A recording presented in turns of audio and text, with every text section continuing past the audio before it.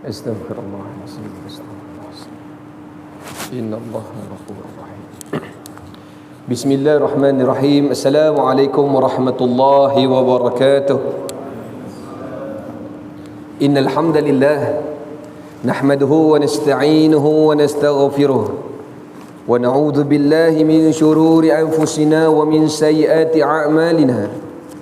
من يهده الله فلا مضل له ومن يضلله فلا هادي له أشهد أن لا إله إلا الله وحده لا شريك له وأشهد أن محمدا عبده ورسوله اللهم صل وسلم على سيدنا وحبيبنا وشفيعنا وزخرنا ومولانا محمد قال الله تعالى في كتابه الكريم يا أيها الناس اعبدوا ربكم الذي خلقكم والذين من قبلكم لعلكم تتقون قال الله تعالى في كتابه الكريم يا أيها الذين آمنوا اتقوا الله حق تقاته ولا تموتن إلا وأنتم مسلمون واعتصموا بحبل الله جميعا ولا تفرقوا صدق الله العظيم قال النبي صلى الله عليه وسلم ومن أحيا سنتي فقد أحبني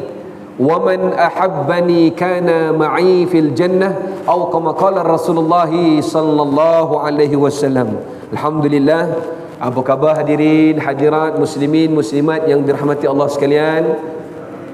Syukur pada Allah Subhanahu wa taala dengan kita memperbanyakkan kalimah alhamdulillah.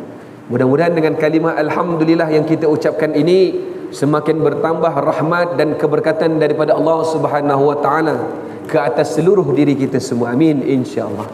Dan mudah-mudahan dengan kalimah alhamdulillah yang kita ucapkan ini Allah tambahkan nikmat iman dan manisnya Islam dalam kehidupan kita. Amin insya-Allah. Syukur pada Allah, dalam jutaan ribuan umat manusia Allah pilih kita untuk hadir ke rumahnya pada malam ini. Dalam jutaan ribuan umat manusia Allah pilih kita untuk menganjurkan majlis madur Rasul yang mulia ini. Mudah-mudahan setiap yang hadir pada malam ini, nama-nama ini tersenarai di dalam senarai ahli syurga Allah SWT. Amin. Amin insya-Allah. Terima kasih kepada cikgu pengurusi majlis. Terima kasih kepada pengurusi yang berbahagia, Datuk selaku pengurusi Masjid Parit Bilal. Sungguh puitis dan indah bahasa yang dinukilkan, subhanallah. Ibarat embun yang menitik di awal pagi sebelum subuh, subhanallah.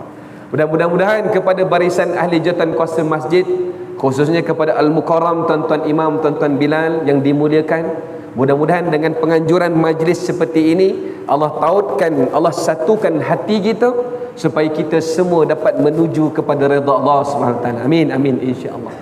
Pada satu hari Nabi SAW berdiri di hadapan Sayyidina Ubay ibn Ka'ab. Siapakah Sayyidina Ubay bin Ka'ab? Nabi SAW menyebutkan bahawa Sayyidina Ubay bin Ka'ab salah seorang daripada orang-orang yang di kalangan sahabat yang mana beliau ini sangat fasih dan faham dengan Al-Quran. Seandainya kalian ingin mengetahui tentang selok belok makna dan tafsirnya Al-Quran, seandainya kalian ingin mengenali siapakah yang menyusun akan Al-Quran, itulah Sayyidina Ubay bin Ka'ab radhiyallahu ta'ala anhu. Satu hari Sayyidina Ubay bin Ka'ab berdiri depan Nabi SAW. Beliau seorang sahabat yang setia, seorang sahabat yang cintakan ilmu, seorang sahabat yang cintakan sunnah Nabi SAW. Dalam dirinya tak ada lain melainkan hanya Rasulullah SAW. Satu hari dia berdiri depan Rasulullah setelah Rasulullah selesai menyampaikan tazkirah. Ketika itu dia bertanya, "Ya Rasulullah sallallahu alaihi wasallam, Engkau telah ajarkan kepada aku pelbagai ilmu, wahai Rasulullah.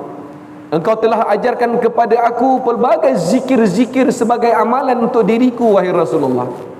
Tetapi wahai Rasulullah, dalam banyak-banyak amalan zikir, wirid yang aku amalkan yang telah engkau ajarkan, wahai Rasulullah, apakah amalan yang lebih afdal dan yang lebih utama, wahai Rasulullah? Bagaimana untuk aku mendahulukan zikir-zikir tersebut? Dan apakah ada zikir yang mendahului mengatasi antara satu sama lain, ya Rasulullah?" Nabi tersenyum. "Wahai Rasulullah, banyak-banyak zikir yang kau ajarkan kepadaku, wahai Rasulullah. Ada satu amalan yang menjadi amalan dalam diriku. yang mana aku suka untuk jadikan ia sebagai zikir aku pagi dan petang, wahai Rasulullah.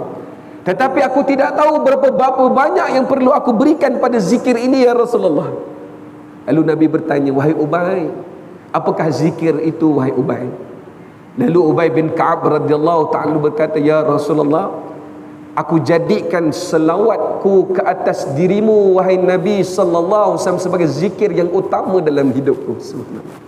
Tetapi aku tidak tahu, wahai Rasulullah, berapa banyak yang perlu aku berikan, masa yang perlu aku berikan kepada zikir itu, salawat itu pada dirimu, ya Rasulullah.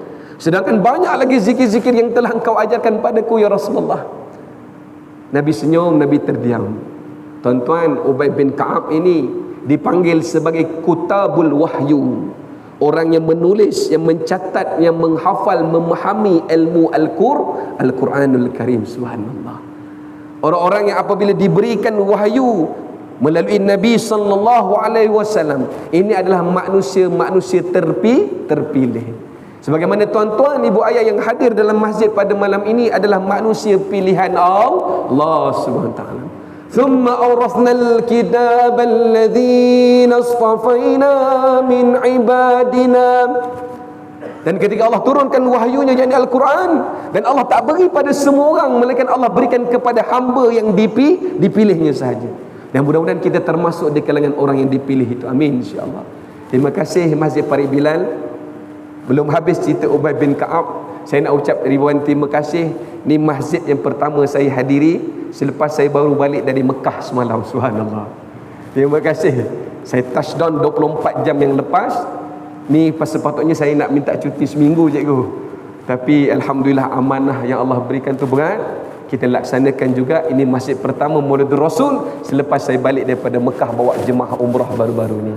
Mudah-mudahan Allah berikan umrah yang makbul dan mabrur. Amin. Mudah-mudahan ramai lagi yang dapat menjejakkan kaki ke Baitullah Al-Haram, dapat menjejakkan kaki di Masjid Nabi sallallahu alaihi wasallam. Wallahi, tidak ada tempat yang paling nikmat dan indah, tidak ada tempat yang paling benar-benar mententeramkan jiwa dan hati melainkan di Baitullah Al-Haram dan Masjid Nabi sallallahu alaihi wasallam. Saya doakan semua yang mendengar pada malam ini, Allah pilih kita untuk menunaikan haji dan umrah berkali-kali. Amin. Amin, insya-Allah. Hadirin mati Allah sekalian, ketika Ubay bin Ka'ab berkata, ya Rasulullah, berapakah masa yang perlu aku berikan untuk selawat aku kepadamu, ya Rasulullah? Jawapan Nabi mudah. Nabi tak suka beratkan umat ini. Nabi tahu syariat ini sudah cukup berat untuk umat ini amalkan. Ketika Ubay bin Ka'ab bertanya, berapa banyakkah selawat aku ke atas dirimu yang perlu aku berikan, wahai Rasulullah? Nabi jawab dengan satu ayat. Nabi kata, ya Ubay, ma syi'ta, terpulang pada engkau. Kalau begitu, ya Rasulullah, daripada seluruh 24 jam satu hari yang aku miliki, aku nak jadikan 1/4 daripadanya.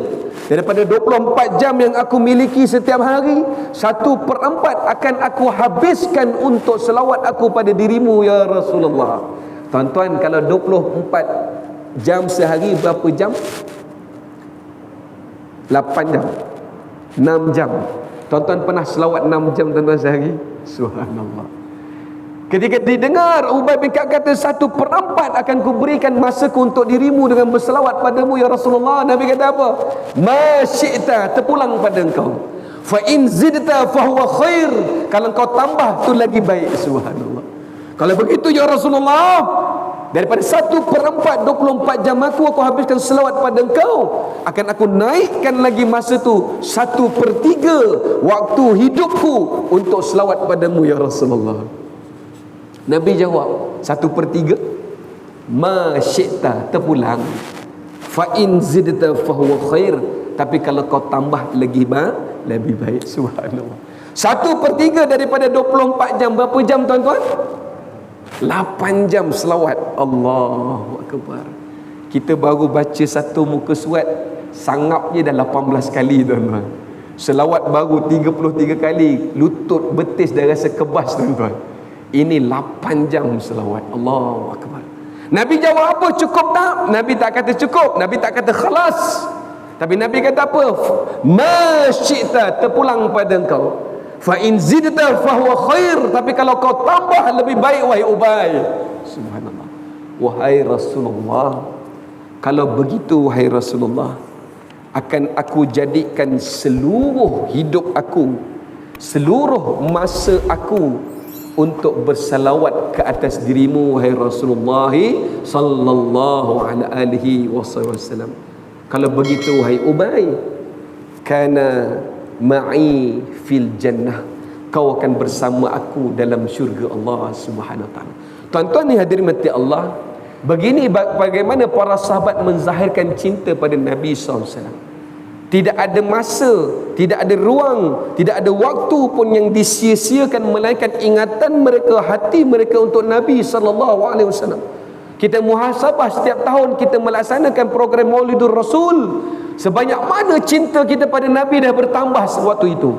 Apakah semakin yakin dan semakin hebat sayang kita, taat kita pada Nabi SAW pada waktu itu?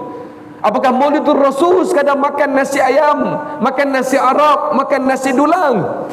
Tuan-tuan, kita betulkan niat kita buat Maulidur Rasul supaya selepas Maulidur Rasul ini, setiap hari, waktu, masa, detik dan saat, fikiran kita kepada Nabi SAW. Satu Nabi kata besarnya selawat mengatasi zikrullah yang lain, mengatasi zikir dan wirid yang lain. Bahkan satu-satunya zikir yang kalau kita beritahu pun pada orang, kita khabarkan pada orang, hari ni Imam, hari ni saya dah selawat 10,000, dia tidak akan jadi riak. Subhanallah. Tapi ibadah-ibadah yang lain kita beritahu Imam, malam tadi saya solat tahajud 18 rakaat, dia akan jadi riak dan terbakar begitu saja. Kenapa tuan-tuan? Kerana Allah muliakan umat baginda Nabi sallallahu alaihi wasallam yang tak ada pada umat yang lain, yang hanya ada pada umat Nabi sallallahu alaihi wasallam. Sayangnya Allah pada Nabi sallallahu alaihi wasallam melimpah ruah kepada seluruh umat Nabi sallallahu alaihi wasallam. Hari ini banyaknya dosa, banyaknya maksiat, banyak silap yang kita buat, tapi kenapa Allah tangguhkan murka dia? Nak berbandingkan dengan umat-umat yang dahulu, bagaimana umat kaum Nabi Samud, kaum Nabi Nuh, Nabi Saleh, kaum Hud, Nabi Hud dan sebagainya, Allah musnahkan mereka serta-merta, betul?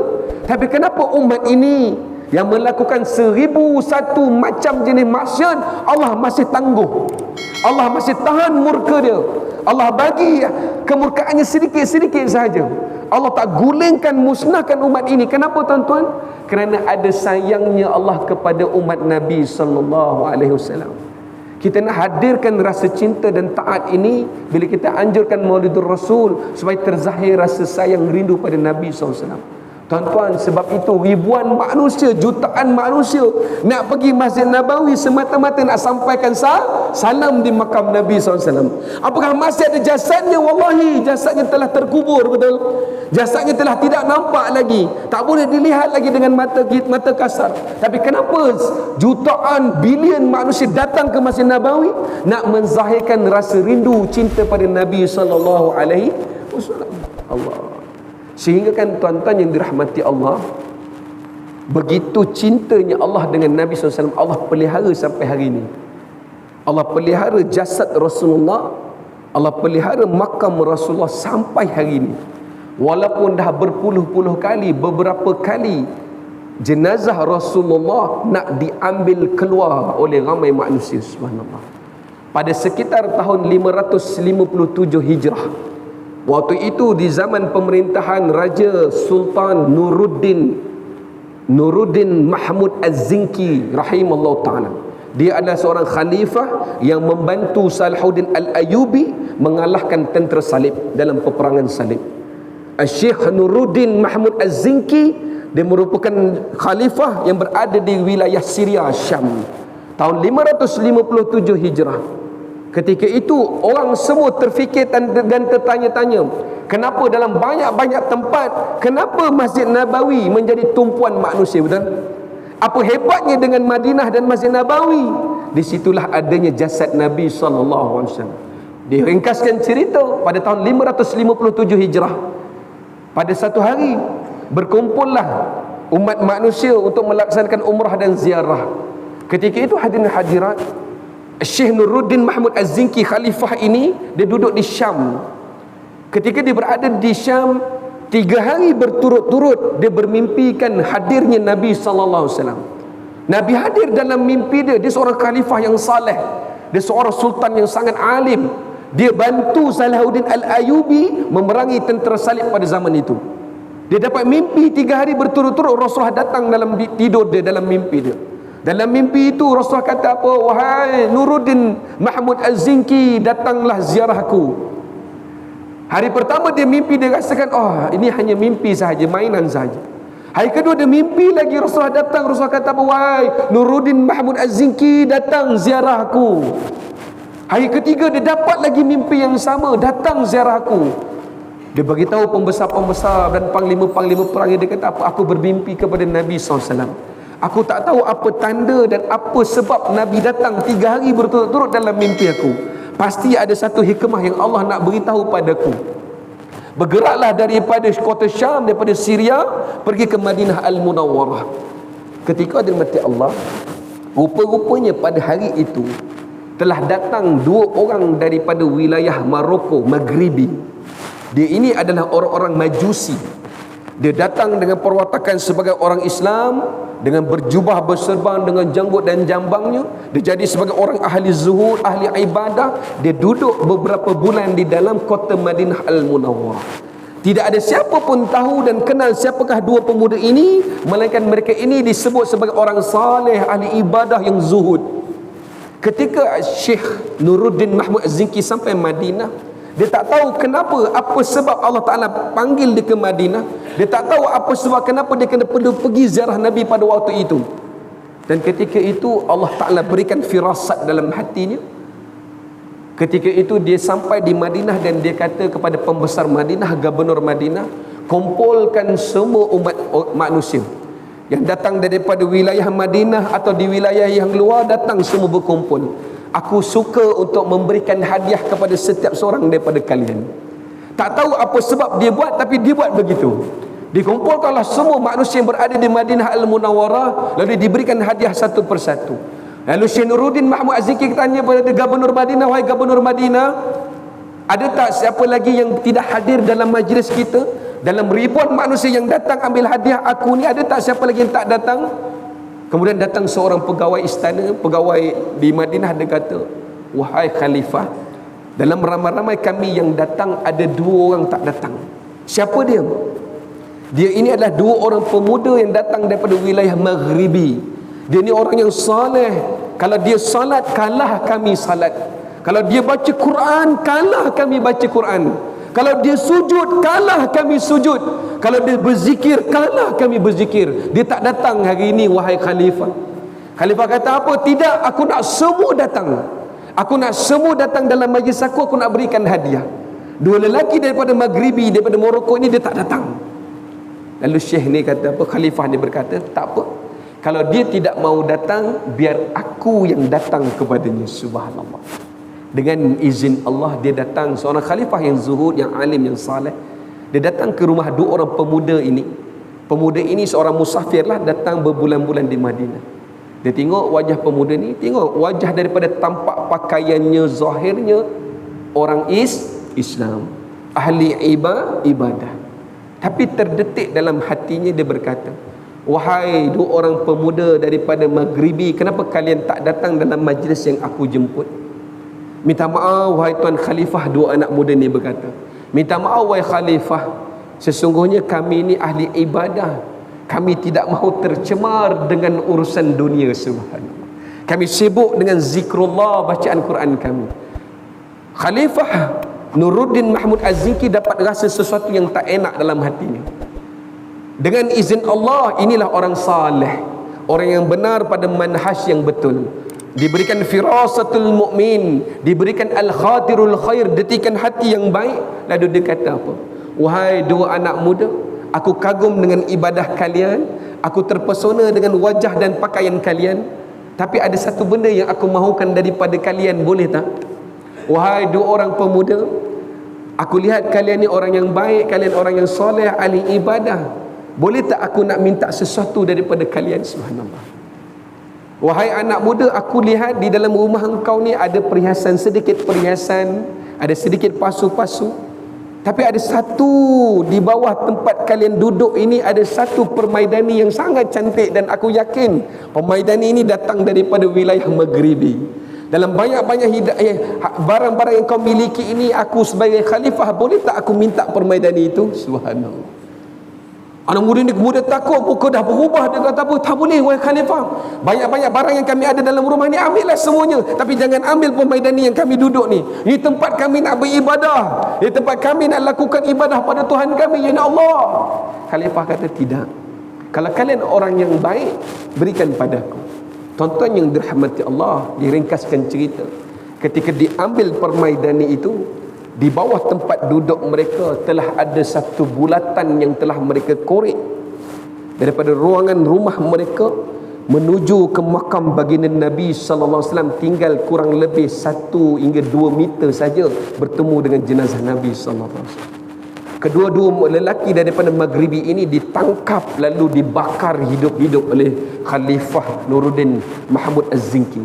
Tuan-tuan lihat mati Allah, Allah pelihara. Sejak itu Khalifah Nuruddin Mahmud Az-Zinki ambil, perintahkan panglima-panglima perang, bakar timah, cairkan timah, lalu diletakkan sebagai dinding di dalam makam Nabi sallallahu alaihi wasallam sampai hari ini. Subhanallah. Allah pelihara siapa? Baginda Nabi sallallahu alaihi wasallam. Apapun khianat, apapun jalan-jalan jahat untuk merosakkan agama ini, Allah tetap pelihara agama Nabi sallallahu alaihi wasallam. Inna din 'indallahil Islam. Inilah agama yang Allah sendiri iktiraf, yang kita laksanakan Maulidur Rasul supaya hidup cinta, semangat taat kita pada Nabi SAW. Macam mana para sahabat yang Nabi sebut, najaa awwalu hadhil ummah bil yaqin waz zuhud. Kejayaan, kehebatan umat-umat terawal di kalangan umat aku, yakni para sahabat, sebab mereka memiliki sifat yakin dan mereka memiliki sifat zuhud kepada Allah SWT. Wa yahliku akhiru hadhil ummah. Tapi kegagalan, kelemahan umat-umat terakhir di umat aku, sebab apa?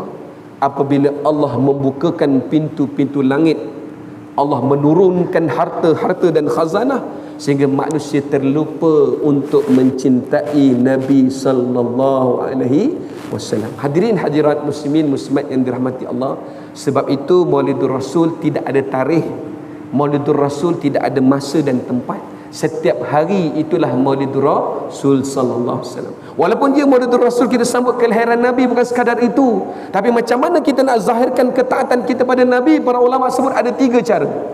Yang pertama, bagaimana nak tunjukkan taat kita pada Nabi sallallahu alaihi wasallam, iaitu al-adabul qalbi. Beradab hati kita dengan Nabi sallallahu alaihi wasallam. Apa maksud adabul qalbi? Yang ini hati kita, jiwa kita meyakini setiap daripada apa yang disampaikan oleh Nabi sallallahu alaihi wasallam. Walaupun perkara yang Nabi sampaikan itu nampak hikmah atau tidak nampak hikmah, kita wajib beriman dengannya. Walaupun apa yang Nabi sampaikan itu nampak logik atau tidak logik, wajib kita beriman dengannya. Adabul qalbi. Tapi hari ini manusia semakin mempersoalkan betul atau tidak betul. Manusia persoalkan, ya ke dapat solat berjemaah dapat 27 pahala Allah? Ya ke kalau bersedekah nanti Allah gantikan dengan harta yang lebih baik? Ya ke nanti kalau saya buat baik begini dapat balasan begini? Hari ini umat mempersoalkan, betul?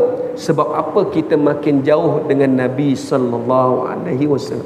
Suatu Maulidur Rasul nak bawa balik adabani qalbi, datangkan balik macam mana kita nak beradab pada hati kita dengan Rasulullah.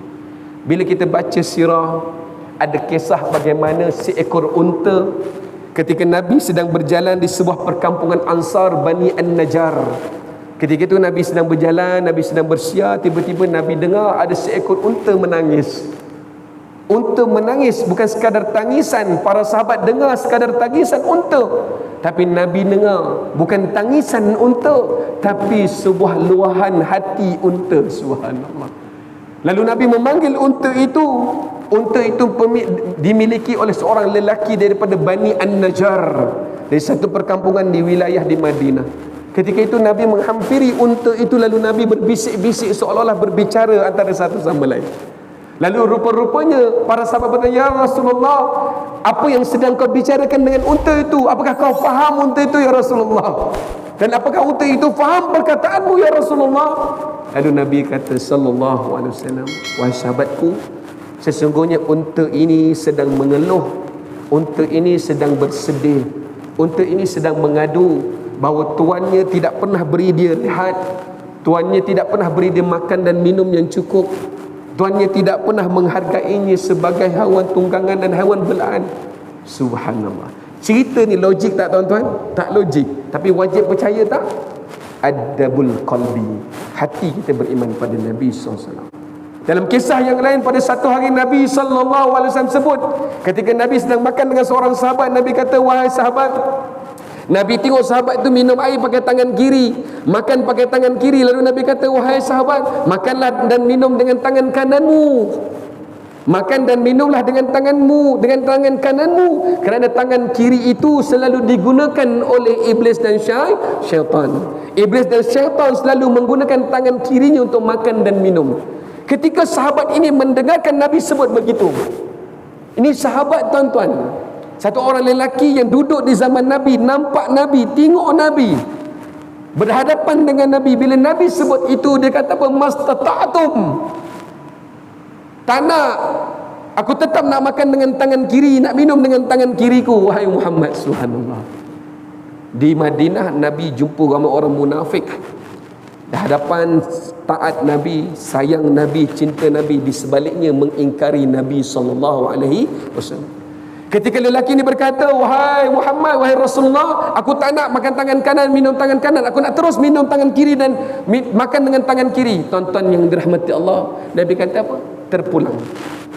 Esok pagi dia bangun tidur, dia dapati bahawa kedua-dua tangannya dah lumpuh. Subhanallah. Lihat, adabul qalbi. Apa yang Nabi sebut ada hikmah, ada yang Nabi sebut kadang-kadang tak ada hikmah, betul? Contoh apa yang tak ada hikmah, Ustaz? Kenapa solat subuh waktu tengah malam? Kenapa tak solat subuh pada waktu petang, betul? Kenapa puasanya pada pukul 7 pagi sampai 7 petang? Kenapa puasa tak pada pukul 7 petang sampai pukul 7 pagi besok, betul? Ada benda yang boleh difikirkan dengan logik akal, ada benda yang hanya boleh diterima dengan iman dan keyakinan. Itulah dipanggil adabul qalbi. Bahkan satu hari Nabi SAW, ini yang pertama, ketika Nabi SAW menceritakan, "Wahai sahabat-sahabatku, sesungguhnya ketika kalian bangun daripada tidur, pastikan kalian basuh tangan kalian sebanyak 3 kali. Kerana tidak ada pun di kalangan kalian yang tahu ke mana tangan-tangan kalian pergi semasa tidur." Subhanallah. Ayat Nabi ni lembut, lunak je. Nabi ini jawami'ul kalim, cakapnya ringkas tapi dalam. Cakapnya senang tapi sangat tinggi maknanya. Ketika dia berkata, "Tidak ada siapa pun di kalangan kalian termasuk aku yang mengetahui ke manakah tangan-tangan kalian pergi ketika kalian tidur." Ada satu orang munafik kata, "Ya Rasulullah, aku tahu." Kalau orang lain mungkin dia tak tahu, tapi aku tahu ke mana tangan aku pergi. Sombong tak? Sombong dia dengan arahan Nabi. Nabi tak marah, Nabi tak hardik, Nabi hanya senyum. "Wahai Rasulullah, aku tahu ke mana tanganku pergi, tak payah ajarlah." Subhanallah. Sombong tuan-tuan. Ketika itu hadirin mati Allah, takdir Allah. Esok pagi dia bangun tidur, dia dapati tangan kirinya daripada hujung jari sehingga hampir ke siku berada di dalam lubang dubur. Subhanallah. Besok pagi dia bangun tidur, dia dapati tangan kirinya daripada hujung jari sampai hampir ke siku berada di dalam lubang duburnya. Subhanallah. Kerana apa? Mempersoalkan sunnah Nabi, arahan Nabi, ittiba' kehidupan Nabi sallallahu alaihi wasallam. Begitu juga kita hari ini. Banyak sunnah yang kita tak mampu nak buat, banyak sunnah yang tak mampu kita amalkan. Tapi jangan ada perasaan, jangan ada hati untuk memperkecilkan sunnah Nabi. Kita tak mampu laksanakan. Tuan-tuan, sunnah bukan saja pakaian, tapi sunnah yang paling besar, akhlak Nabi sallallahu alaihi wasallam. Mampukah kita nak jadi macam Rasulullah? Di saat orang membenci, di saat orang mengeji, di saat orang mengherdik, di saat orang menyakiti, yang Nabi pulangkan adalah kemaafan, yang Nabi berikan adalah cinta.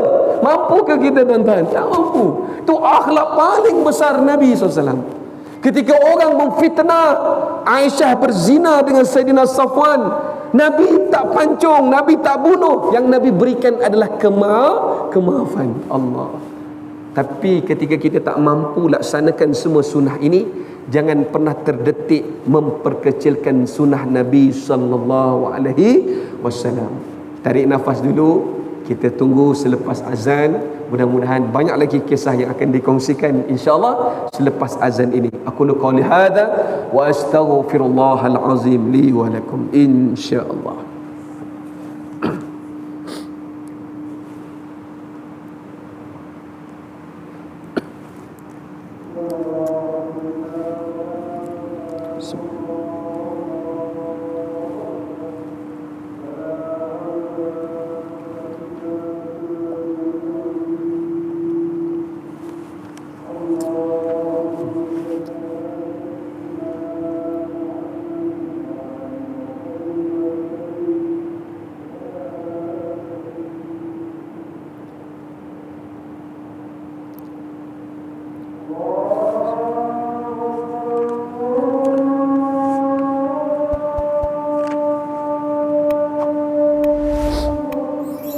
Allah.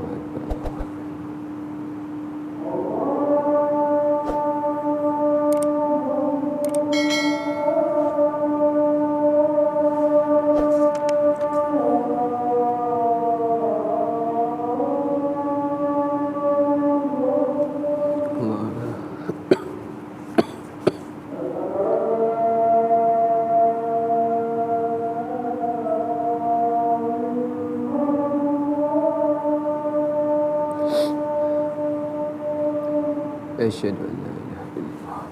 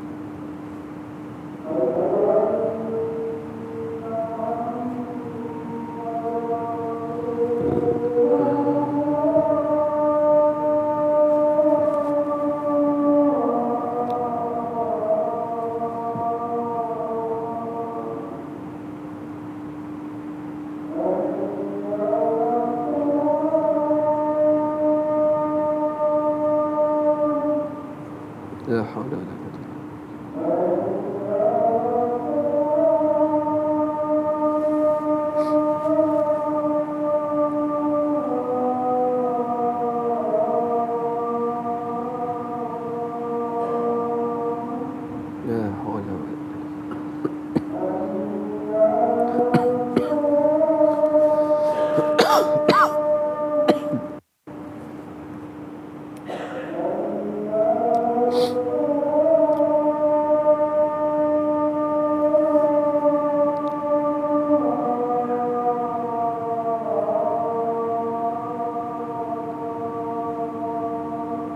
La haula.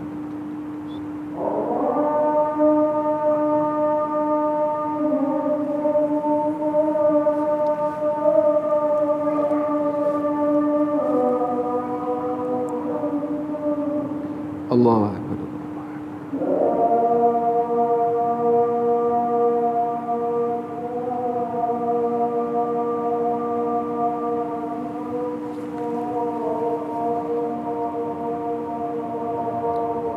لا إله محمد رسول الله. اللهم رب هذه الدعوة التامة والصلاة القائمة آت سيدنا محمد وصدقه والشرف والدرجة على الرافعة وبعث مقاما محمودا الذي وعدته إنك لا تخلف الميعاد. الحمد لله والصلاة والسلام على رسول الله wa ala alihi wa sahbihi wa man wala. Subhanaka la ilma lana illa ma 'allamtana innaka antal alimul hakim. La haula wa la quwwata illa billahil aliyyil azim. La haula wa la quwwata illa bika ya arhamar rahimin.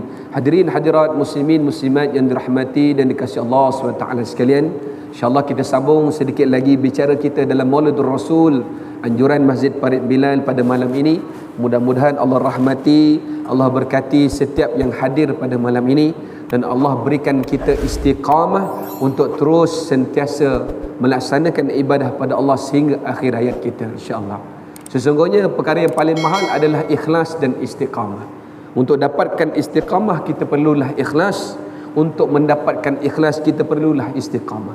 Sebab itu para ulama menyebutkan bahawa sebaik-baik, sehebat-hebat macam mana pun 1000 sekalipun karamah yang dimiliki oleh para wali tidak mampu ditandingi dengan satu karamah, iaitu karamah untuk taat, untuk terus tunduk pada Allah adalah anugerah taufik daripada Allah SWT.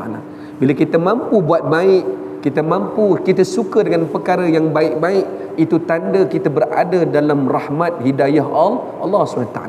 Tapi bila Allah tak sudi pilih kita ke tempat yang baik, Allah jadikan telinga kita bingit untuk mendengar perkara yang baik-baik, itu tanda hati kita sedang berpenyakit dengan Allah SWT. Kita mohon pada Allah supaya kita sentiasa rasa seronok nak duduk kuliah. Amin. Mudah-mudahan lepas ni mana-mana kuliah ustaz-ustaz yang hadir, beginilah ramainya. Amin, insya-Allah. Semakin ramai yang hadir. Sebab apa? Maulidur Rasul bukan hanya pada 12 Rabiul Awal, tapi Maulidur Rasul disambut setiap malam, setiap hari. Setiap ustaz-ustaz yang hadir mengajarkan kuliah, apapun kuliah akidah, kuliah syariah, kuliah fiqh, kuliah tasawuf, kuliah Quran, kuliah hadis, apapun yang diajar, semuanya bawa balik kepada kehidupan Nabi SAW. Semuanya akan balik pada ajaran manhaj yang diajarkan oleh Nabi SAW. Jadi tidak perlu tunggu 12 Rabiul Awal baru kita laksanakan Maulidur Rasul SAW. Tapi hari ini mudah-mudahan jadi motivasi, jadi pembangkit semangat untuk kita lebih kenal sosok tubuh mulia baginda Nabi SAW. Dengan nama Rasulullah, hukumnya wajib jawab selawat. Allah, man salla alayya salatan wahidatan sallallahu alaihi biha asyara. Barang siapa berselawat pada Nabi sekali saja, Allah akan berselawat kembali pada dirinya 10 kali ganda. Tuan-tuan, selawat Allah ni Allah hanya berikan pada orang yang suka berselawat saja. Ubay bin Ka'ab tanya, ya Rasulullah, apa maksud selawat Allah 10 kepada kami, 1 kepada dirimu, 10 kepada kami dari Allah? Apakah sama bentuk selawatnya macam mana kami ucap pada dirimu, ya Rasulullah? Tidak. Tapi Nabi sebut apa? Yang pertama, selawat yang kalian berikan kepada aku, apa 10 yang Allah nak beri? Wa khuttat ashrun khati'atik. Dengan satu selawat Allah gugurkan 10 dosa-dosa kita. Allahumma salli ala sayyidina Muhammad. 10 dosa gugur. Wa rufi'at lahu ashrun darajat. Dan dengan satu selawat yang kita ucapkan, Allah naikkan 10 tingkatan darjat kemuliaan di sisi Allah Subhanahu wa taala. Allahumma salli wa sallim wa barik alaihi. Lalu ustaz, apakah hukumnya bagi orang yang didengar tapi dia tak nak ucap selawat? Dalam sebuah hadis Nabi riwayat Imam Ibn Hibban, riwayat daripada Sayyidina Abu Hurairah radhiyallahu taala anhu, Nabi sebut apa? Man dzukirta innahu falam yusalli alaika famata fadakhalan nar. Barang siapa yang bila disebutkan nama aku di hadapan mereka, lalu berat dia nak ucap selawat pada diriku, kalau dia mati tempatnya neraka jahanam. Na'udzubillah min zalik. Ustaz, keras tak hadis tu? Saya kena sebut juga tuan-tuannya, terutama untuk anak-anak kita. Ajarkan dia bila dengar nama Nabi sallallahu alaihi wasallam. Tuan-tuan, kita tak mampu menandingi bagaimana para sahabat mentaati Nabi, tuan-tuan. Cara mereka ikut Nabi SAW, kalau boleh setiap tapak langkah mana yang Nabi pijak, di situlah mereka pijak. Kat mana tempat Nabi buang hajat, di situlah mereka nak buang hajat. Di mana tempat Nabi berteduh, di situlah tempat mereka nak berteduh. Di mana tempat Nabi duduk, berdiri dan berjalan, di situlah tempat mereka nak berdiri, duduk dan berjalan. Begitu tingginya kecintaan mereka pada Nabi. Sebab apa? Sebab mereka ini duduk bersama Nabi SAW. Lalu bagaimana kita yang telah lama ditinggalkan oleh Nabi, hanya boleh lihat makam Nabi, pun tak dapat lihat makam yang sebenar, hanya dinding makam saya yang kita diizinkan. Macam mana tuan-tuan? Pertama, adabul qalbi, beradab hati kita dengan Nabi sallallahu alaihi wasallam. Yakin setiap apa yang dibawa oleh Nabi SAW, walaupun benda itu bertentangan dengan akal, logik, hikmah yang kita sendiri fikir. Betul? Sebab agama ini tidak hanya berpijak pada logik akal. Apa yang dibawakan oleh Nabi SAW untuk membuka hati dan jiwa kita. Kerana apa? Rasulullah tidak akan sampaikan sesuatu pun melainkan semuanya datang dengan izin Allah SWT. Rasul tidak akan berbicara sebarang apa perkataan pun. Wa ma yantiqu 'anil hawa in huwa illa wahyu yuha. Nabi tak akan berbicara, Nabi tak akan beri sebarang pandangan, melainkan semua itu datang daripada Allah Subhanahu taala. Yang kedua, macam mana kita nak tunjukkan taat kita pada Rasulullah? Ustaz, ni penting. Yang kedua, ta'atuhu fi ma amar. Apa maksudnya Ustaz? Taat dengan setiap perintah Nabi sallallahu alaihi wasallam. Taat. Tundukkan diri, tundukkan nafsu untuk terima apa yang Nabi sallallahu alaihi wasallam sampaikan. Tapi kalau dalam hati masih ada lagi persoal, ya ke Ustaz, dengan selawat Allah kan 10 dosa, ya ke Ustaz, dengan selawat Allah naikkan 10 darjat. Kalau dalam hati masih ada mempersoalkan, bermaksud hati kita belum cukup benar-benar beriman kepada Allah. Qul in kuntum tuhibbunallah, Qul in kuntum tuhibbunallah fattabi'uni. Kalau benar kalian beriman pada Allah, cintakan Allah, taatkan Allah, wajib ikut sosok tubuh mulia baginda Nabi sallallahu alaihi wasallam. Hadirin hadirat muslimin muslimat, ketika para sahabat faham makna taat ini, mereka tahu taat ini lawan makna bagi ingkar, betul? Taat ini lawan makna bagi memusuhi, betul? Mereka nampak apa yang mereka perlu taat. Sehingga kan tindakan-tindakan yang dilakukan oleh para sahabat kadang-kadang pada logik akalnya bertentangan dengan apa yang Nabi sampaikan. Satu hari ketika berlakunya perang Badar Al-Kubra, dalam perang Badar Al-Kubra riwayat sebut 313 manusia orang Islam, ada riwayat sebut 314 atau 317 sahabat termasuk Nabi SAW berlawan dengan 1000 pasukan musyrikin Mekah. Dalam peperangan yang pertama ini Allah sebutkan dalam suratul Anfal, kemenangan diberikan pada umat Nabi SAW, diberikan kepada umat Islam pada waktu ini. Hadirin mati Allah sekalian, dalam peristiwa perang Badar Al-Kubra, lihat bagaimana ta'atuhu fi ma'amar, ketaatan para sahabat terhadap apa yang Nabi sampaikan ini luar biasa. Ketika sahabat-sahabat telah berjaya menawan 70 musyrikin Mekah, orang-orang musyrikin Mekah di kalangan Utbah mati, di kalangan orang-orang hebat di kalangan musyrikin Mekah telah mati.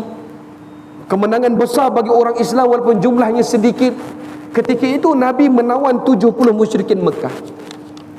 Ketika di Madinah, Nabi panggil para sahabat yang besar-besar termasuk Abu Bakar dan Umar Al-Khattab. Nabi bertanya, wahai Abu Bakar, di hadapan kita sekarang ada 70 orang musyrikin Mekah yang ditawan. Apakah pendapat engkau wahai Abu Bakar? Apa yang perlu kita lakukan ke atas ke semua 70 tawanan perang ini wahai Abu Bakar? Tuan-tuan lihat Abu Bakar kata apa? Ya Rasulullah, sebagaimana apa yang kau fikirkan itulah keputusan aku. Mudah bagiku wahai Rasulullah. 70 tawanan perang yang kita tangkap ini, kita bebaskan mereka, kita lepaskan mereka, kita panggil keluarga-keluarga mereka dari Mekah untuk tebus mereka, bayar ufti pada kita, hinakan dengan cara begitu, lalu bebaskan mereka wahai Rasulullah. Rasul senyum dengan pandangan Abu Bakar As-Siddiq. Rasul seronok dengan pandangan Abu Bakar sebab sama dengan pandangan Rasulullah. Rasulullah siapa? Orang yang beri maaf, betul? Orang yang suka beri kemaafan, betul? Tapi dalam kalangan sahabat, Omar tiba-tiba berdiri kata, wahai Rasulullah, aku sedikit pun tak setuju dengan Abu Bakar dan aku tak setuju dengan kau ya Rasulullah. Masya Allah. Tuan-tuan, siapa Omar? Lau kana nabiyyun min ba'di, kalau ada Nabi selepas aku, Nabi kata, kana Umar ibn Khattab, Umar lah pilihannya. Subhanallah. 27 ayat Quran, hukum dalam Quran turun disebabkan oleh Umar Al-Khattab. Subhanallah. Sebab itu Umar Al-Khattab diberikan gelaran Al-Faruq, orang yang mampu membezakan antara kebenaran dan kebatilan. Diberikan gelaran Abu Hafs, bapa singa, sebab ketegasannya dalam urusan agama. Dia berkata kepada Rasulullah, "Ya Rasulullah, ini adalah tawanan perang Badar. Mereka ini musuh Allah. Mereka menentang Allah dan Rasul. Tidak ada kata putus bagiku melainkan tebas semua kepala 70 ini." Subhanallah. Abu Bakar kata, "Tapi dalam 70 ini wahai Umar, ada keluarga, ada sanak saudara, bahkan ada sepupu kau di situ Umar. Ada sepupu Ali, Aqil di situ wahai Umar. Sanggup engkau nak tebas kepala mereka?" "Wallahi, aku berselisih pandangan dengan Rasulullah dan dirimu wahai Abu Bakar. Aku bertegas bahawa 70 ini tamatkan riwayat mereka, tebas dengan pedang-pedang yang ada." Subhanallah. Nabi geleng kepala dengan Umar. Nabi geleng, Nabi tak marah, tapi Nabi tahu syadidul insan fid din, manusia yang paling tegas dalam agama ni Umar. Tapi sebab Umar lah agama ini terpelihara. Sebab Umar lah agama ini tersebar 2/3 dunia. Allahu Akbar. Para sahabat kata apa? Ibnu Abbas sebut apa? Selagi Umar masih hidup, fitnah takkan masuk ke muka bumi Allah. Subhanallah. Selagi Umar masih hidup, tak ada siapa akan berani mempermainkan agama Allah. Subhanallah. 13 Hijrah hingga 23 Hijrah berkembang Islam sebabnya Umar. Dalam peristiwa perang Badar, Rasulullah geleng kepala, Rasulullah terdiam. Umar kata apa? "Ya Rasulullah, kalau benarlah mereka ini menentang Allah, jelas mereka ini menentang agama, wahai Rasulullah, bunuh mereka." "Bagaimana wahai Umar?" Nabi tanya. "Panggil keluarga-keluarga mereka di kalangan muslimin, lihat ada tak keluarga mereka, kalau ada ambil pedang dan tebas keluarga mereka sendiri." Di sana ada Aqil sepupunya dengan Ali. Panggil Ali, ambil pedang ni, tebas kepala Aqil. Subhanallah. Rasul kata jangan, bukan begitu. Ditinggalkan 70 tawanan ini, tak ada keputusan. Esok subuh Umar datang Masjid Nabawi nak salat subuh. Umar datang lebih awal nak solat tahajud, nak solat malam. Ketika Umar masuk di dalam Masjid Nabi SAW, tuan-tuan jangan bayangkan Masjid Nabi sekarang ni tuan-tuan. Yang Masjid Nabi sekarang ni, kalau tuan-tuan masuk pintu 25, tiba-tiba keluar pintu 40 tuan-tuan. Tuan-tuan letak kasut kat sini, tiba-tiba tuan-tuan tak jumpa selipar. Jemaah selalu ngadu, kalau saya bawa jemaah umrah, dia kata, "Ustaz, dekat Masjid Mekah, Masjid Madinah ni selalu hilang kasut dia Ustaz ni." Kenapa? Saya kata, "Jelah kita letak kasut, balik tak jumpa." Memanglah tak jumpa, kita masuk pintu 27, kita keluar pintu 41, dia kata. Memang kita tak jumpa kasut kita balik. Pusing tawaf tu, subhanallah, punyalah berpuluh-puluh ribu langkah kaki. Tapi zaman Rasulullah hanya kecil saja. Tuan-tuan kalau nak tahu sejarah, yang tuan-tuan tengok pagar Masjid Nabawi tu, yang kalau kita tengok menghadap ke makam, daripada pintu Raudah, pintu 25, masuk ke dalam, jumpa mimbar, jumpa Raudah. Di sebelah kiri ada Jannatul Baqi'. Di sebelah kanan ada Masjid Ghamamah, ada Masjid Abu Bakar, ada Masjid Sayyidina Ali, betul? Di kawasan itu, pagar yang mengelilingi kawasan Masjid Nabawi itu, itulah kota Madinah yang asal. Di luar itu bukan kota Madinah. Subhanallah. Tak besar Madinah, itu kecil saja. Dan ketika Umar masuk dalam Masjid Nabi, Umar tengok ada Rasulullah, ada Abu Bakar duduk rapat-rapat, duduk dekat dengan mimbar Nabi SAW. Umar masuk, Umar dengar ada tangisan suara. Umar datang hampir. Umar tengok Rasulullah dengan Abu Bakar tengah nangis tengah malam.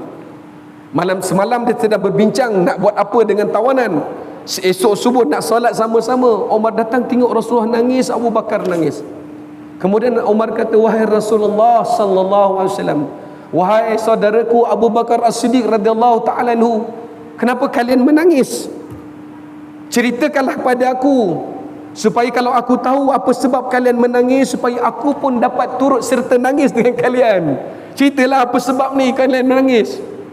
Rasulullah tengok Umar nangis, bertambah nangis lagi. Allah, kenapa nangis ya Rasulullah? Dia tegas. Sebab tu Rasulullah kata apa? Umar ni ibarat Nabi Musa alaihissalam. Siapa Nabi Musa? Malaikat maut pun dia tumbuknya Nabi Musa tu. Subhanallah. Keras, dia garang. Kalau tuan-tuan ada orang garang di kalangan kita, panggil dia Umar Al-Khattab. Tapi garangnya Umar buat orang masuk Islam. Garangnya kita buat orang makin jauh dengan Islam. Allah Akbar. Tegasnya Umar buat orang cinta dengan Islam. Tegasnya kita buat orang makin benci dengan Islam. Na'udzubillah min zalik. Sebab Umar buat bukan untuk diri dia. Umar Al-Khattab buat kerana Allah Subhanahu wa taala. Tidak ada diri dia melainkan Allah. Umar tengok Nabi nangis, Abu Bakar nangis. Tiba-tiba Rasul tengok muka Umar. Rasul kata apa? Wahai Umar, telah turun surah Al-Anfal ayat 62, 63 dan 64 membenarkan keputusanmu wahai Umar. Keputusan Allah mahlah lebih berat ke atas 70 tawanan itu wahai Umar.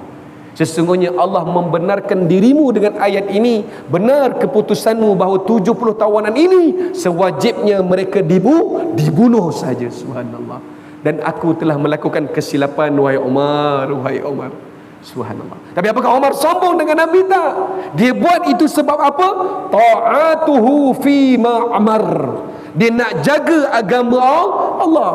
Dia buat bukan kerana manusia, dia buat bukan kerana pujian, tapi buat dia kerana Allah. Itulah manusia terbaik di sisi Nabi sallallahu alaihi wasallam. Hadirin hadirat muslimin muslimat, nak cerita Umar 2 jam tak habis tuan-tuan.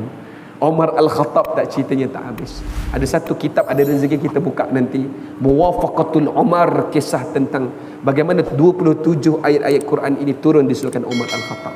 Yang kedua apa tadi tuan-tuan? Taat dengan perintah Nabi sallallahu alaihi wasallam. Yang ketiga, bagaimana kita nak menzahirkan rasa cinta pada Nabi sallallahu alaihi wasallam? Macam mana kita nak zahirkan rasa taat pada Nabi sallallahu alaihi wasallam? Nak tak nak kena buat ni. Yang pertama, adabul qalbi, membenarkan dengan hati. Walaupun benda tu bertentangan dengan fikiran kita, bertentangan dengan logik akal kita, taat saja. Selagi ia ada dalil, dia ada sumber dari Quran, ada sumber dari hadis, ada sumber daripada para sahabat, ada sumber daripada ijma' ulama, ada sumber daripada ulama mukhtabar, terima, taat, sami'na wa ta'na. Yang kedua, ta'atu fi ma'amar, buktikan apa yang kita yakin itu dengan taat pada zahir dan batin kita. Bagaimana kehendak Allah, itulah kehendak kita. Bagaimana keputusan Allah, itulah sepatutnya keputusan kita. Subhanallah. Yang ketiga, para ulama sebut apa dia, bagaimana nak zahirkan cinta pada Nabi, bukan sekadar pada sambutan Maulid Rasul. Saya bagi 3 ni mudah tuan-tuan. Tuan-tuan boleh ingat, tuan-tuan boleh ulang, boleh ajarkan pada orang lain. Yang ketiga apa dia? Wajtinabu ma naha anhu wa jazar. Tinggalkan apa sahaja yang dilarang oleh Nabi sallallahu alaihi wasallam. Tinggalkan. Bila Nabi kata man kana yu'minu billahi wal akhir falyakul khairan aw liyasmut. Bila Nabi kata barang siapa beriman pada Allah dan hari akhirat, maka hendaklah dia cakap yang baik-baik atau lebih baik diam. Taat, dengar. Jangan kita menyelisihi apa yang Nabi sallallahu alaihi wasallam buat. Bila Nabi sebut man kana yu'minu billahi wal akhir, barang siapa beriman kepada akhirat, kepada Allah dan hari akhirat, falyukrim dhaifah, muliakan tetamu, buat. Cara kita zahirkan dengan apa? Al-iman qaulun wa amalun yazidu bit ta'ah wa yankusu bil ma'siyah. Iman tu bukan sekadar apa yang kita sebut, tapi iman itu apa yang kita sebut, apa yang kita rasa, apa yang kita yakini, dizahirkan dengan perbuatan. Ustaz, cukup tak Ustaz saya hanya pakai ridap, pakai serban, itu dah kata sunnah? Ya, itu sunnah zahir. Tapi sunnah yang paling besar sunnah hati. Kita nak belajar dalam perjalanan hidup Nabi macam mana sifat Nabi memaafkan. Tuan-tuan lihat dalam perang selepas perang Badar, masuk perang yang kedua, yakni perang Uhud. Tuan-tuan pergi Jabal Uhud, tuan-tuan tengok, di situlah tempat makamnya satu liang lahat, tempatnya 70 syuhada Nabi sallallahu alaihi wasallam. Orang-orang hebat, Hamzah bin Abdul Muttalib syahid. Orang-orang hebat, Abdullah bin Haram, Amr bin Al-Jamuh, Malik bin Sinan, Mus'ab bin Umair mati dalam perang Uhud. Kisah perang Uhud bukan sebuah kekalahan, tapi sebuah pengorbanan dan makna cinta pada Nabi sallallahu alaihi wasallam. Tuan-tuan mati Allah sekalian, sebelum berlakunya perang Uhud, Abu Sufyan rasa sedih sangat apabila orang-orang besar di kalangan musyrikin Mekah ramai mati dalam perang Badar tahun kedua Hijrah. Mereka sebenarnya boleh nak lawan balik semula pada tahun ketiga Hijrah, nak buktikan bahawa mereka boleh menang dengan Nabi SAW. Mereka boleh lawan Nabi dan orang Islam pada waktu itu. Ketika Abu Sufyan daripada Mekah, dia pergi ke satu wilayah dipanggil Najd. Najd ni sekarang kat mana? Dekat wilayah Riyadh. Ada riwayat sebut Najd itu merujuk pada wilayah Iraq. Dua riwayat berbeza. Abu Sufyan pergi ke wilayah Najd. Di situ ada satu kumpulan manusia ramai, hampir 1000 orang, yakni keturunan Bani Sulaim. Mereka ni orang kuat, mereka ni orang pandai, mereka ni orang-orang yang ada harta. Abu Sufyan dapatkan bantuan dekat Bani Sulaim, pergi jumpa dengan satu orang lelaki ketua Bani Sulaim bernama Ubaid. Abu Sufyan pergi jumpa Ubaid, dia kata apa? Wahai Ubaid, kau tahu kami kalah dalam perang Badar, kami sungguh kecewa. Bapak-bapak kami, pakcik-pakcik kami, anak-anak kami, pemuda kami mati dibunuh oleh Muhammad. Subhanallah. Orang-orang musyrikin Mekah bina MOU, bina kesepakatan dengan Bani Sulaim. Mereka pernah berjanji apa yang berlaku pada orang musyrikin Mekah, orang-orang Quraisy, orang Bani Sulaim akan bantu. Apa yang berlaku kepada orang-orang Bani Sulaim di wilayah Najd, orang-orang Quraisy akan bantu. Itu perjanjian mereka, bersahabat baik. Dalam peristiwa ini Ubaid kata apa? Baik, kita ada perjanjian, kalau begitu kita serang balik Muhammad, kami akan jadi tonggak utama untuk kalahkannya. Kami ada 500 pasukan perang yang handal. Subhanallah.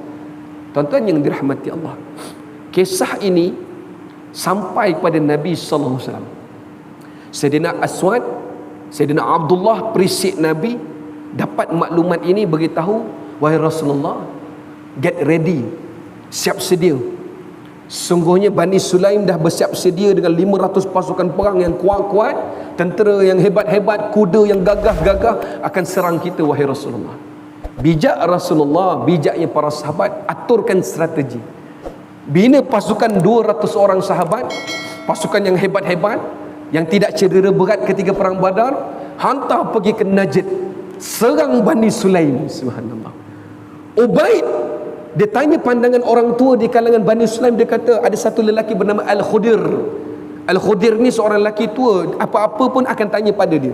Ubaid ni satu orang hebatlah, panglima perang. Dia kata, wahai Khudir, sesungguhnya kami dengar Muhammad akan serang kita. Apa tindakan kita?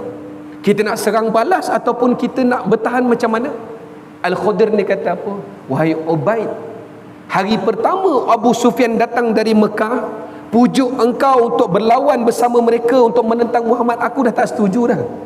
Hari pertama Abu Sufyan pujuk engkau supaya bergabung dengan orang Quraisy menentang Muhammad, aku dah tak setuju dah.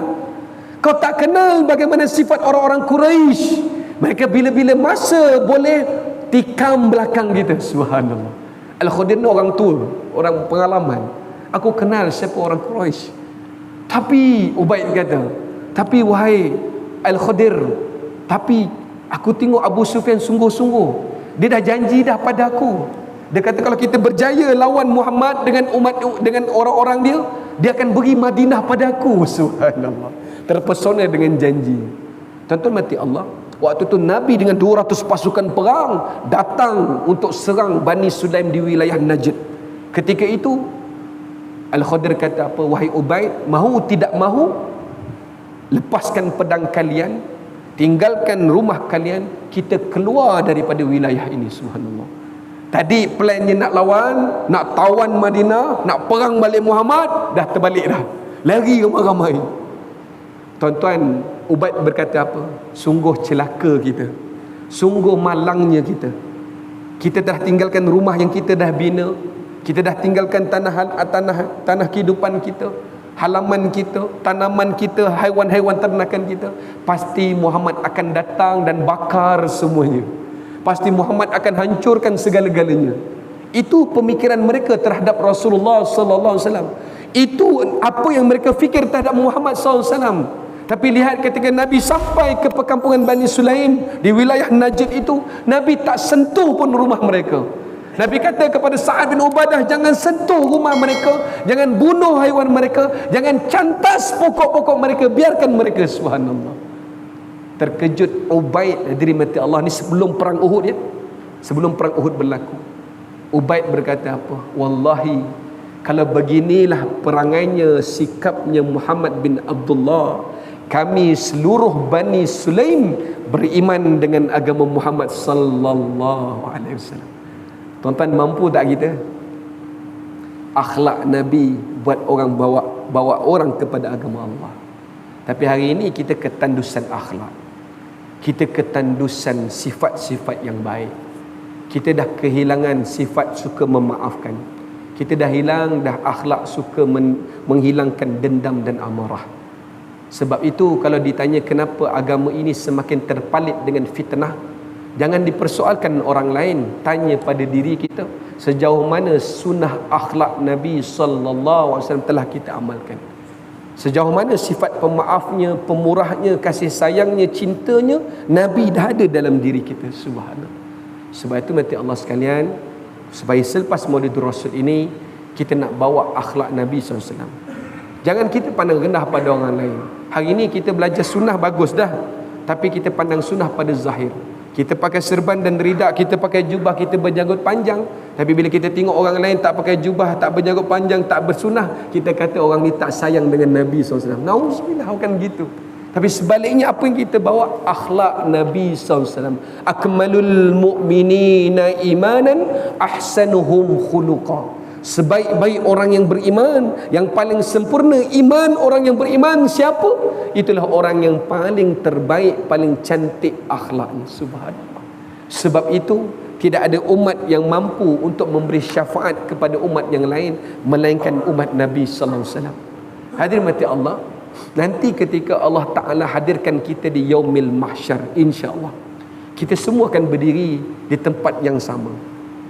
Ma min ahadin yaumal qiyamah, ketika berdiri di hadapan Allah waktu itu, wa yalumu nafsahu, semua orang akan rasa bersalah pada dirinya, semua akan rasa menyesal pada dirinya. Ketika itu akan ada satu orang dalam himpunan bilion jutaan, bahkan tak terhitung kiranya berapa banyak manusia pada hari itu, akan ada satu orang manusia pertama yang akan dipanggil oleh Allah. Siapakah dia? Bukan Adam AS, bukan Rasulullah SAW, bukan Nabi Isa AS, tapi orang pertama yang akan dipanggil dan dihitung oleh Allah, Nabi Nuh AS. Ketika Nabi Nuh dipanggil oleh Allah, ya Nuh, ta'al, wahai Nuh, datang. Nabi Nuh datang depan Allah Subhanahu Wa Taala. Ketika Nabi Nuh datang depan Allah Subhanahu Wa Taala, ketika itu Allah berkata, ya Nuh, yud'a Nuh yaumal qiyamah fayaqulu. Lalu Nabi Nuh berdiri pada waktu itu di hadapan Allah, lalu dia berkata, labbaika wa sa'daika ya Rabb. Aku menyahut seruanmu wahai Tuhanku. Ketika Nabi Nuh berdiri depan Allah, ketika itu Allah berkata, ya Nuh, hal ballaghta, apakah engkau telah sampaikan amanah aku pada umatmu wahai Nuh? Subhanallah. Orang pertama ditanya. Ketika itu Nabi Nuh berkata, na'am ya Rabb, sudah wahai Allah. Lalu ketika itu Allah berkata, di mana umatmu wahai Nuh? Di belakang aku wahai Allah. Ya kaum Nuh, wahai kaum umat Nabi Nuh, hal balaghakum, apakah Nuh dah sampaikan amanahnya pada kalian? Apakah Nuh dah sampaikan dakwahnya pada kalian? Seluruh umat Nabi Nuh jawab jawapan yang sama. Wallahi ma atana min nazir. Nuh tak pernah sampaikan apa pun pada kami wahai Allah. Subhanallah. Dalam kalangan manusia yang kita tahu dalam kisah Nabi Nuh, laila wan nahar, malam siang dan malam Nabi Nuh berdakwah, betul? 900 tahun Nabi Nuh berdakwah, betul? Tapi ketika berdiri depan Allah, umat Nabi Nuh kata apa? Ma atana min nazir. Nuh tak pernah sampaikan apa pun pada kami wahai Allah. Zalim waktu itu, tuan-tuan. Subhanallah. Ketika itu Allah berkata, wahai Nuh, fayaqulullahu Nuh, Allah Ta'ala kata, ya Nuh, man yashhadu laka annaka ballaghta. Kalau begini keadaannya wahai Nuh, pada siapa lagi engkau nak jadikan saksi untuk selamatkan dirimu bahawa engkau telah sampaikan amanahku pada umatmu wahai Nuh? Nabi Nuh tak boleh jawab, tuan-tuan. Nangis Nabi Nuh. Suatu Nabi kata, ma min ahadin yaumal qiyamah wa yalumu nafsahu. Tak ada seorang pun nanti, melainkan pada hari kiamat di yaumil mahsyar nanti, melainkan semuanya akan salahkan diri dia. Semuanya akan menyesal. Ya laitani, celakanya aku ya Allah, celakanya aku. Para nabi pun akan sebut benda yang sama. Sebab waktu itu tidak ada lagi pengadilan melainkan yang sebenar-benarnya daripada Allah SWT. Tidak ada lagi mampu disembunyikan melainkan akan dibuka oleh Allah SWT. Allah Akbar. Ketika itu Allah kata, ya Nuh, man yashhadu laka annaka ballaghta. Pada siapa lagi kau nak jadikan saksi untuk selamatkan dirimu, wahai Nuh? Tuan-tuan tahu apa Nabi sebut? Nabi Nuh sebut, ya Rabb, wallahi Muhammadun wa ummatuhu. Muhammad dan umatnya boleh selamatkan aku. Subhanallah. Muhammad dan umatnya akan jadi saksi untuk membenarkan apa yang telah aku sampaikan. Allah. Begitu panjangnya perjalanan Nabi Nuh dengan Rasulullah, tidak pernah berjumpa di dunia, betul? Tak pernah berselisih tahun dan waktu, betul? Tapi di hari kiamat semua nabi mencari syafaat Rasulullah sallallahu alaihi wasallam dan umat Nabi sallallahu alaihi wasallam. Kuntum khaira ummatin ukhrijat linnas ta'muruna bil ma'ruf wa tanhauna 'anil munkar, ila akhir ayat. Sebaik-baik kalian yang diutuskan untuk umat manusia. Kuntum, kalian adalah sebaik-baik. Kuntum khaira ummah, kalian adalah sebaik-baik manusia yang diutus untuk manusia. Apakah tafsirnya? Inilah hadisnya. Kita bukan saja diutus untuk berdakwah, mengajak manusia kepada kebaikan, ajar manusia kepada akhlak Rasulullah, tapi yang paling besar kuntum khairu ummah bermaksud kita akan jadi umat yang paling terawal masuk syurga Allah. Kita yang jadi umat yang akan jadi syafaat kepada seluruh umat-umat nabi-nabi yang terdahulu. Wallahu a'lam bisawab. Mudah-mudahan kita terus bersemangat untuk kenal siapa itu Nabi SAW, untuk kenal siapa baginda sallallahu alaihi wasallam, manusia yang Allah Ta'ala angkatkan kedudukannya, kemuliaannya, kesuciannya, kebaikannya melimpah ruah, rahmatan lil alamin. Di sinilah yang perlu kita hadirkan cara taat dan rindu sayang kita kepada Nabi sallallahu alaihi wasallam. Kita mohon pada Allah, kita mohon ampun pada Allah. Banyaknya apa yang kita buat hari ini, lau kana bainana, andai Rasulullah masih hidup, betapa sedih dan pilunya Rasul tengok umat ini. Betapa sedih Rasul tengok umat ini tinggalkan salat, manusia tinggalkan Quran, manusia tinggalkan sunnah, manusia tinggalkan akhlak Nabi SAW. Betapa sedihnya Nabi, betapa sedihnya Nabi. Tidak ada Nabi melainkan hanya Rasulullah yang tidak pernah pakai doa untuk dirinya. Kullu nabiyyin da'watun mustajabah. Semua nabi-nabi memiliki doa mustajab dan setiap mereka dah gunakan untuk diri mereka. Wa in ikhtaba'tu, tapi aku tak pernah gunakan doa itu. Aku simpan doa itu, aku pegang doa itu, syafa'atan li ummati yaumal qiyamah, supaya aku dapat gunakan doa itu untuk selamatkan seluruh umat aku, supaya aku redha dengan Allah, supaya aku boleh sebut depan Allah, aku nak pastikan tidak ada satu orang pun yang masuk neraka jahanam.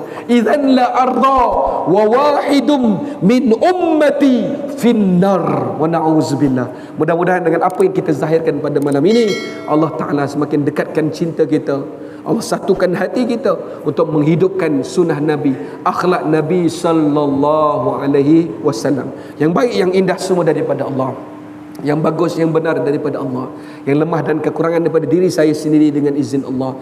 Mudah-mudahan ada rezeki kita bertemu, kita saling terus bermuzakarah untuk memperbaiki diri dan akhlak kita, memperbaiki ibadah dan syariat kita. Kerana apa? Tujuan kita hanya satu, tujuan kita untuk balik menghadap Allah Subhanahu wa Ta'ala. Kita balik dalam keadaan nak Allah redha, nak Allah terima, nak Allah Ta'ala masukkan kita dalam syurganya. Amin, amin, insya-Allah. Mohon maaf pada Allah, mohon ampun pada Allah, tingkah laku kita, akhlak peribadi kita tak sesuai dengan kelebihan yang Allah berikan pada kita sebagai umat Nabi sallallahu alaihi wasallam. Kita tidak menghargai Rasulullah. Seandainya apa yang Rasul sebutkan, yang ajarkan, tinggalkan, kita tidak mahu lakukan. Kita tidak cukup cinta pada Rasulullah seandainya dalam hati ini masih ada lagi mempersoal dan mempertikaikan syariat Rasulullah. Kita cuba berusaha dengan ilmu yang benar, dengan manhaj yang jelas, dengan dalil-dalil yang jelas yang boleh dijadikan rujukan supaya kita sentiasa selamat dunia dan selamat akhirat. Amin. Amin insya-Allah. Yang baik yang semua daripada Allah, lemah dan kekurangan daripada diri saya sendiri. Saya mohon maaf andai ada terkasar bahasa terlebih bicara. Kalau orang tanya kenapa ustaz semangat sangat malam ni? Semangat Mekah Madinah tu masih ada lagi tuan-tuan. Saya baru berada di bumi Malaysia ni 28 jam 30 jam. Jadi dia punya bau Mekah Madinah tu kuat lagi tuan-tuan. Doakan saya pada 14 dan bulan 12 kita terbang lagi untuk bawa satu lagi jemaah. Doakan sihat walafiat, mudah-mudahan dapat bawa pergi dengan ibrah sirah ini supaya ramai lagi dapat kenal dan faham bagaimana kehidupan Nabi, kehidupan para sahabat, kehidupan orang-orang yang mencintai Nabi sallallahu alaihi wasallam. Kita tutup dengan sama-sama kita berselawat tafrijah. Mudah-mudahan Allah bukakan pintu-pintu kefahaman, Allah ampunkan dosa-dosa dan kesilapan, Allah naikkan darjat dan kedudukan kita. Kita menjadi umat yang terbaik, umat yang diredai, dirahmati, diberkati Allah Subhanahu wa taala. Amin. Amin insya-Allah. Allahumma salli wa sallim wa barik alaihi. Allahumma salli salatan kamilatan wa salim salaman tamman ala sayyidina Muhammadin alladhi tanhallu bil uqadu wa tanfariju bil qurabu wa tuqda bil hawaiju wa tunalu bil ghaibu wa husnul khawatimi wa yustasqal ghamamu biwajil karim wa ala alihi wa sahbihi fi kulli lamhatin wa nafasin bi'adadi kulli ma'anu millak. Allahumma salli wa sallim wa barik alaih. Mudah-mudahan Allah terima apa yang kita lakukan. Mudah-mudahan Allah naikkan derajat dan kedudukan. Allah ampun sesiap daripada kesalahan dan kesilapan. Amin insyaallah. Auzubillahi minasyaitonir rajim. Bismillahirrahmanirrahim. Alhamdulillahirabbil alamin. Wassalatu wassalamu ala asyrafil anbiya'i wal mursalin wa ala alihi wa sahbihi ajma'in. Allahumma ya muqallibal qulub ثبت قلوبنا على دينك طاعتك. اللهم أرنا الحق حقا وارزقنا اتباعه وأرنا الباطل باطلا وارزقنا اجتنابه. اللهم رحمتك أرجو، اللهم رحمتك أرجو، اللهم رحمتك أرجو، فلا تكلنا إلى أنفسنا طرفة عين، وأصلح لنا شؤوننا كله، لا إله إلا أنت. Ya Allah, ya Tuhan kami, wahai Tuhan yang maha membolak-balikkan hati kami, tetapkanlah hati kami di atas landasan agama-Mu ya Allah. Wahai Tuhan yang maha membolak-balikkan hati kami, Kau tetap teguhkan cinta dan taat setia kami kepada baginda Nabi sallallahu alaihi wasallam. Janganlah Engkau palingkan hati kami setelah Engkau berikan kami hidayah. Janganlah Engkau sesatkan kami setelah Engkau berikan kami petunjuk. Jangan Engkau hinakan kami setelah Engkau muliakan kami dengan kalimah la ilaha illallah Muhammadur Rasulullah. Ya Allah, ya Tuhan kami, jadikanlah majlis Maulid Rasul yang dilaksanakan pada malam ini sebagai bukti bahawa kami mencintai dan mentaati Nabi kami sallallahu alaihi wasallam. Ya Allah, ya Tuhan kami mohon rahmat dan belas kasihan-Mu ya Allah. Janganlah Engkau tinggalkan diri kami sendirian ya Allah. Jangan Engkau tinggalkan diri kami sendirian ya Allah, walaupun sekelip mata ya Allah. Kami serahkan diri kami, hidup dan mati kami, seluruh urusan kami, ikhtiar dan tawakal kami hanya kepada-Mu ya Allah. Ya Allah, kami mohon ampun ya Allah di atas kelemahan dan kekurangan kami ya Allah, di atas dosa dan maksiat yang kami lakukan ya Allah, di atas ketelanjuran kami ya Allah, di atas dosa dosa-dosa dan maksiat yang kami lakukan ya Allah.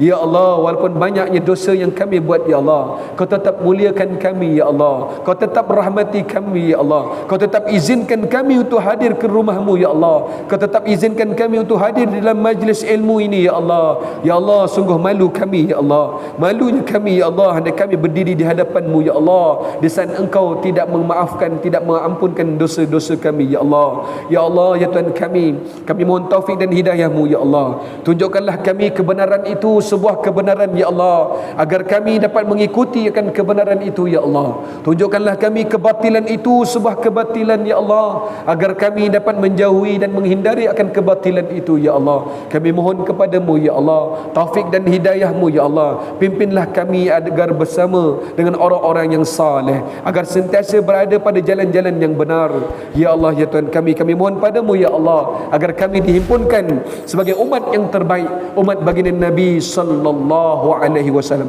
Allahumma rabbana innana آمنا فاغفر لنا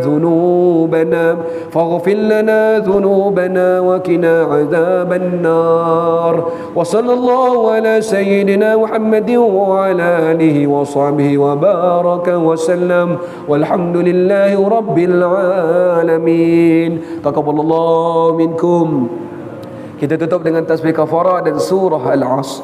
Subhanakallahumma wa bihamdika asyhadu an la ilaha illa anta astaghfiruka wa atubu ilaik. Bismillahirrahmanirrahim. Wal 'asr innal insana lafi khusr illa alladhina amanu wa 'amilus salihat wa tawasaw bil haqq wa tawasaw bis sabr. Shadaqallahul azim. Assalamualaikum warahmatullahi wabarakatuh.